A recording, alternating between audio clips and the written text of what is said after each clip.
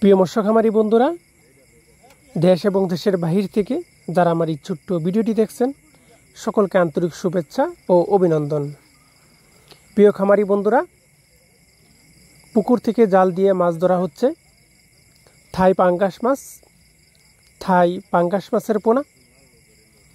যে কোনো চাষি ভাই আমাদের সাথে যোগাযোগ করে যে কোনো মাছের পোনা সংগ্রহ করতে পারেন। প্রিয় খামারি বন্ধুরা, দেখেন খুবই সুস্থ সবল মাছ, এক সাইজের মাছের পোনা, থাই পাঙ্গাস মাছের পোনা। থাই পাঙ্গাস মাছ একক চাষে বা মিশ্র চাষে চাষ করা যায়।